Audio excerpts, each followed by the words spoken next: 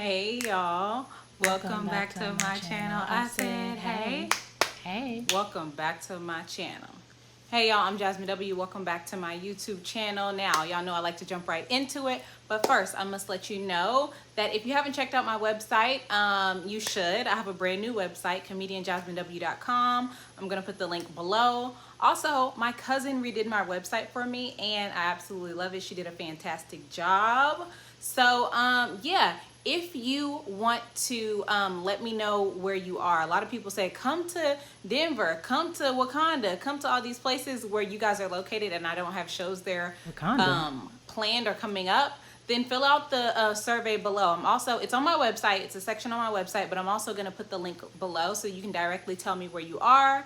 And yeah, so I can come to your city and do comedy, okay? Now, if you in Natchez, Mississippi, honey, you gonna have to drive to the nearest big city, okay? Because I can't come there and just do a show for you and me, okay? So yeah, let me let y'all know. Anyway, this is our Married at First Sight reaction video. Y'all might be wondering where am I right now? I'm in Dallas, and honey, I'm at a WeWork, okay? Because I got to get out of the house. Got to. I can't be in the house with my mama and daddy and my baby all day. Anyway, y'all know on my channel we always start with the most boring couple. I don't have that many notes, to be honest, on anybody. But I guess let's start with Joanna and Clint because they the most boring on, off screen, and in the bedroom because ain't nothing going on. Okay. So at the beginning of the scene with Joanna and Clint, they're actually in bed together. And Clint is not wearing a shirt. I said, this is very intimate for them. This is very intimate for them because Clint and Gina be fully clothed, honey. But they have their sweaters on. I was like, maybe they're on a path to actually, working on their relationship and building something. Because it seems like a lot of people who commented, and me and my mom even, really want Gina and Clint to work. But the reality is they don't like each other too much, or Gina just don't like Clint. But anyway, let's move on. So when they got around, I don't know when they were talking about this. Is your mouth dry today, or? Anyway, we got around to what bothers you about Clint. Gina or Joanna Gaines was asked, what bothers you about Clint? And she said sometimes he's like Why do you have a seatbelt on right now? Where are you? Anyway, she got asked what bothers you about Clint, and she was basically trying to, I didn't write down exactly what she said, but she said when he got drunk the night before, and he woke up shirtless with a hangover, it basically gave her the ick. She was like, first of all, you're going to get drunk, you don't care about impressing me, like, you don't care about, why would he care about impressing you when he's out to have fun? It sounds like she doesn't really like. I thought getting drunk did impress you. Here's the thing. Okay, it sounds like Gina doesn't like Clint in a romantic way at all. She finds him cringeworthy. He gives her the ick. She doesn't like who he is, because how are you going to say, you supposed to be impressing me, but you over here getting drunk with everybody? He's having fun. He likes to have a good time. And does. What you like is somebody who doesn't like to have a good time, or somebody who doesn't drink, possibly. Because if you don't ever want to see your man drunk because he's supposed to be with you on your arm, then you should date somebody who doesn't drink. Yeah. I don't even think it's that, honestly. I just think it's the fact that she don't like him. Yeah. And everything he does, she's going to complain about because she don't like him. He gives her the ick, and that's all it is. Point blank, period.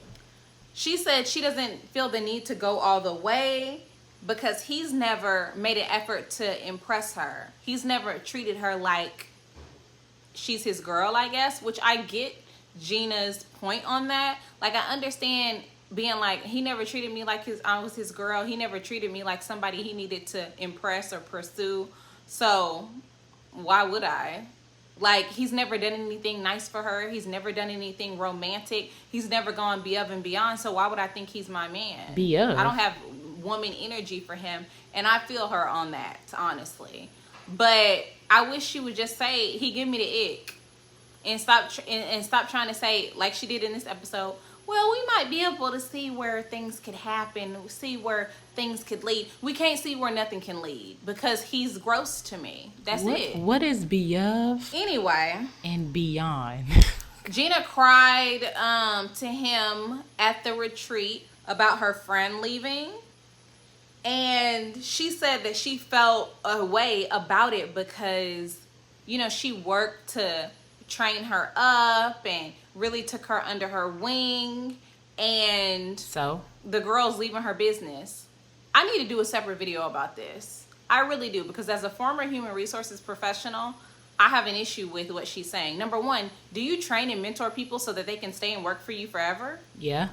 My dad made a good point. He was like, she should have hired a dummy who was just going to work for her and never leave. Exactly. The key word in that sentence is a dummy. Stupid. Because a great mentor, a great leader wants their people to grow, wants to teach their people, you know, they want them to do well while we're there, but they want them to grow so that they can be their own boss. Outgrow. Why would she want to stay and work for you forever? This is your business. Why would she stay forever and help you build up your business instead of going to build up her own? Now you got a little competition and you scared. The reality is when you mentor people, you want them to surpass you at some point, right? That's the goal. I guess not when it comes down if it's going to affect your coin. But anyway, Mm. I wrote down business is business. This is not personal. It's business. That part. A lot of people don't understand that. A lot of business owners don't understand that, and a lot of people working for businesses don't understand that this is business. It's not personal. So stop treating it like it is. Ooh, do a video on that, honey, because Anyway, let me know if y'all want me to make a video about that. we do. Now what the hell's going on? listen, I don't pay my little $20 for a we work so I can hear people singing in the background. I sure as hell don't. But anyway, I wrote down part of Gina said, I guess that's just part of being married to a business owner, a little boss babe. Okay, these white women about to make me mad for real because this is not what a WeWork is for. Anyway, Gina got asked what she would like to change about Clint, and she said everything. Anyway, but no, she really said she wants him to speak with the goal of understanding. Whatever the hell that means.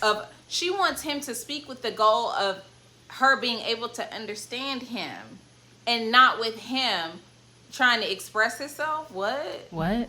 This is what I'm saying. Gina don't like this man. How are you going to tell him how to speak? You want him to speak with the goal of you understanding versus him being authentic to himself?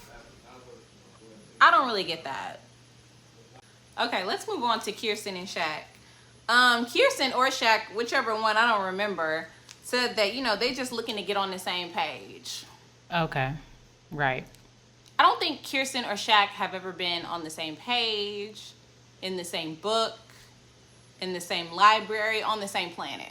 Literally. Universe. Galaxy. I think that they had bad sex. I definitely, one time. Period. Kirsten said, I want to keep working on the connection. We need to work on our connection. We have to work on our connection. Baby, y'all were connected, and what happened? Tell us. Nothing. It went 'Cause south. I'm sick. I'm sick of this conversation about our connection. We need to get on the same page. This communication. My daddy said Kirsten don't like him.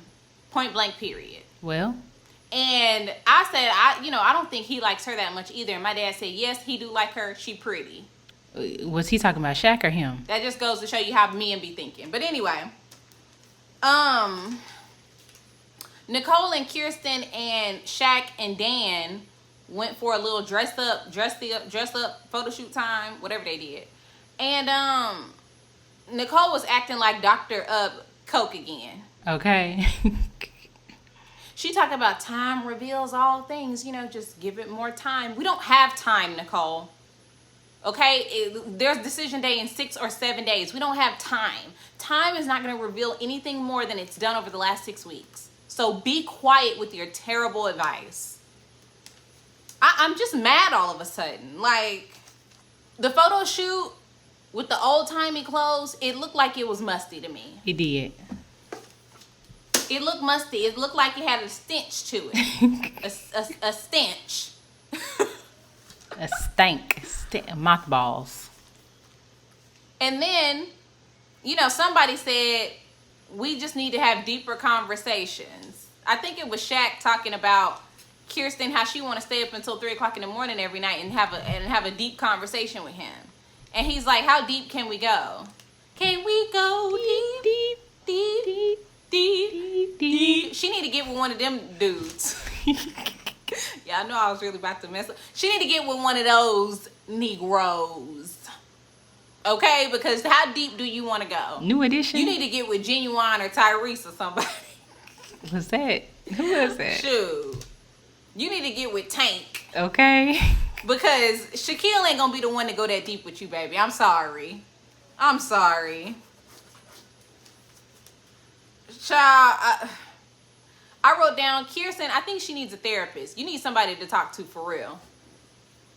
You need a therapist. If you want to talk to this man for hours and hours, honey, you need a therapist at this point, in my opinion. Yours, mine. Anyway, ours. At the retreat, everybody was going around the table saying sayings, memes from Instagram and Twitter, and they said every lesson is a blessing. Be where your feet are. Be present. Be in the moment. I said trouble don't last always. I think Kirsten said wade in the water at one point.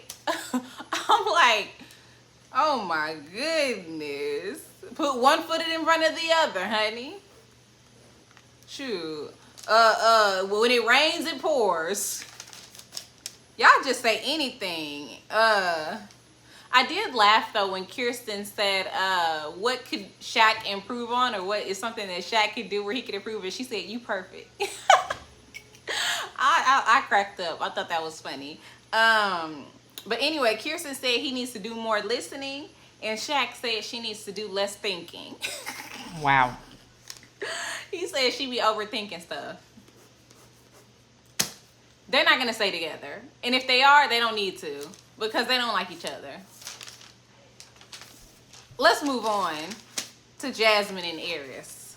Order shrimp and lobster towers, but it's me that gets devoured. Harris had to leave the retreat early because he had a work event. Listen, honestly, I am not, let me tell y'all something. I'm not for punishing people when they have work stuff to do. Yeah, that ain't me. That's just it. When you are with somebody who's successful, they have work stuff to do. They can't hang out with you for the whole time. Sometimes they have to step out. Sometimes they have to leave and come back. She was lucky he came back. What? Do not punish your partner for having work stuff to do. They got work stuff to do. They got to pay these bills. So anyway, he left for a work thing, and he came back and he was like, I'm glad I went. You want the bills paid or not? Girl, what? But while he was gone, Jazmyn was doing a pole exercise where they were climbing up, rock climbing poles or whatever. And Jazmyn made it the furthest. And she said, I really wish my husband, Harris, was here so that he could see me, and this achievement that I achieved over everybody else. Baby, he don't find that attractive. At all. Harris don't want a woman who reaching more heights than him. He doesn't want a woman who's stronger than him. Duh. Baby, if Harris was there watching you do that, he probably would have threw up and left. You think you ain't getting touched now, honey. The only thing you touching is the flag at the top of the pole. Honey, you ain't touching Harris. Okay. Anyway, Jazmyn said that she gave the advice to somebody else. She said, if you feel that there's a little possibility, you should keep going. And I feel like she's taking her own advice right now, and I hate it. Okay. She feels like there's a little bit of possibility, so she doesn't want to give up on the relationship. She should give up. I'm glad she did, because we know what happened. Anyway, when Harris came back, he said he missed Jazmyn, and he was shocked that he missed her. Trash. That's an insult. It is. If my partner left her for a while and came back and said, I missed you, I was shocked that I even missed you. We wouldn't be together. Starting that very moment. The hell, you were shocked? Well, I'm shocked we still together.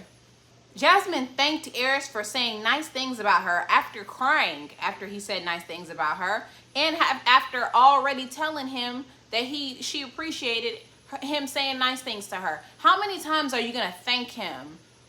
How many times are you going to show appreciation for him saying that barely generic, nice, generic ass thing to you, girl? Basic. Did it require a cry, a thank you, another thank you, a grovel, an appreciation text, appreciation post on Facebook, a handwritten letter, a note? Did it require all of that? I don't think it did, to be honest. Not even half of that. Anyway, Jazmyn said that, you know, her advice for Airris was like, you don't let things happen. You look at the negative. She wants him to be more positive. And Airris gave the same old generic answer for Jazmyn. He wants her to speak up more. That's the only thing he has left for her. That's the only energy of advice he has left. I wrote down Jazmyn wanted to say grace before they ate. No shade to God or nothing like that. No shade to Jazmyn, but it looked like she was saying grace for her man. Because her man liked to meditate, pray, stuff like that. You know, he looked like, he a little hotepish, so he looked like he want her to pray, so she prayed. And he said he need Jazmyn to speak her mind again. Why are we talking about it again? You already said that the whole season you want Jazmyn to speak up more, speak her mind, speak up more, speak her mind, say what she feels, speak her mind, speak up, say her. Oh, we don't give a damn, Airris. Like, let's move on to the last couple, Nicole and Dan. Y'all, there is a squealing in this room that is just pissing me off. Anyway. Just do the video.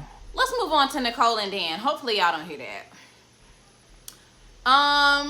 We hear everything else. Hell. Listen, Nicole and Dan started off the episode talking about their living situation. And Nicole does not want to live separately from Dan. I get it. You married. You don't want to live separately. But he probably need a break from you. Probably. Point blank, period. My dad said me and Nicole have the same pimple. Okay, you know what? And still got it too, to this day. Anyway, Nicole and Dan went golfing. You know that didn't work out well. Because Nicole had to be in competition with somebody. The reality is she was in competition with herself. Because Dan really did not care. And she failed. She lost. I don't know how you lose against yourself, but she did. She said, I'm competitive. I flip Monopoly boards. Apparently, Nicole has an angry side that we haven't seen all season. We haven't seen angry Nicole. We've only seen depressed Nicole with low self-esteem. I would like to see angry Nicole just for like a change of pace, actually, at this point. Because I'm not understanding why she believes she's so angry. Really, you're more sad. Yeah, depressed. She's another person in her head. She has another way that she views herself. That's not reality, I think. My opinion. Anyway, I think she says, at one point she said, I'm not having a good time.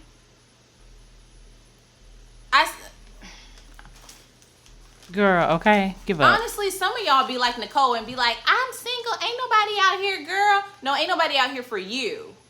Ooh, ooh. Ain't nobody out here for you. Cause don't nobody. Can't you see why? Can't you see why don't nobody want to be around you? Can't you see how you act? That's a meme, by the way. Anyway, Dan got asked what he feels like Nicole can improve on. He said, you're too hard on yourself. Yeah.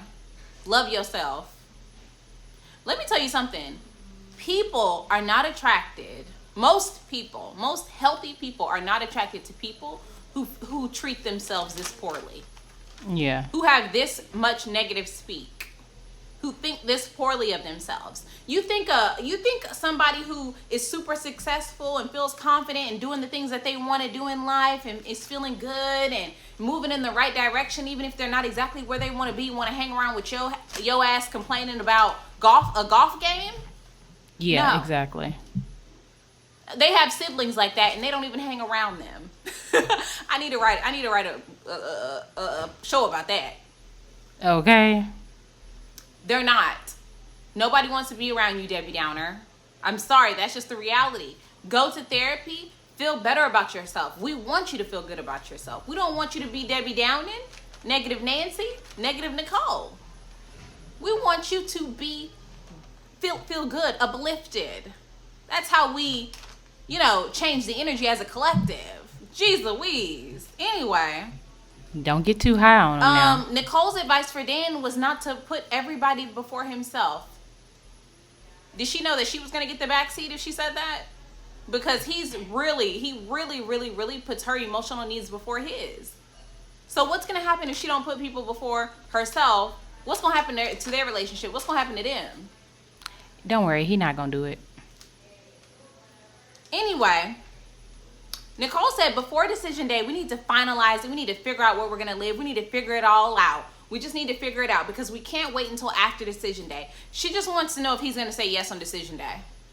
And he is. She's so anxious about him rejecting her on decision day that she's making it about the dogs and where they're going to live and where they're going to stay. It's really about, I just need to know if you're going to say yes on decision day because I can't take you saying no and I'm going to say yes and I think I'm in love and I love you and I love your dogs and I love your chest hair and I love your Bob's Burgers face and I just love you and I just don't want you to say no on decision day because she actually said it later in the episode. He was like, we're going to figure it out. Don't worry, we'll figure it out after decision day. We will figure it out. And she's like, will we figure it out after decision day? And he's like, yes, after the decision day, we will be together to figure it out. Okay, as long as I know. As long as I know. Because she just wants to know if they're going to be together. And they are. All he had to say was, we're going to be together. I'm going to say yes on decision day. I know he can't flat out say that, because it takes away from, the whole show. But he had to basically say that. In order to get her to shut up, honestly. I wrote down, Dan looks less and less entertained every time we see him. Literally. His face is like this. And the sad thing about it is I really, really feel like Dan's emotional needs are not being met at all in this relationship. He feels drained because he's pouring a lot of energy into her. I think he is a true introvert. I think Nicole might be an ambivert, but I think Dan is a true introvert. It sucks and drains his energy being around people. I think he needs to take more time to himself because this woman drains his energy. That's my observation. I don't know. My mom said there's nothing else for them to do. Now they're putting on dinosaur costumes. My mom said, can we just get to decision day? Because there's nothing else for y'all to show us. Y'all are putting on dinosaur costumes. Last week it was notes in the forest. This week it's dinosaur costumes in the kitchen. We've been on this retreat for 3 episodes. Y'all were only gone 3 days. Can we get to decision day? Please. Anyway, when they got in the kitchen with their dinosaur suits on, Nicole said, this is what love looks like. And everybody else was like, is it? Is it? Is it? Okay. Yeah, right. And Nicole said, or Dan said, keep being you, I'm going to keep being me. Listen, Dan and Nicole are going to say yes. Gina and Clint, the Gaines, they're going to say no. Kirsten and Shaq, I'm predicting they're going to say no. And Jasmine and Harris, I'm predicting they're going to say no. These are terrible matches. Nicole and Dan are only a match because they're both depressed. I don't really think they're even compatible, to be honest. At all. Whew, y'all. Welcome back to my channel.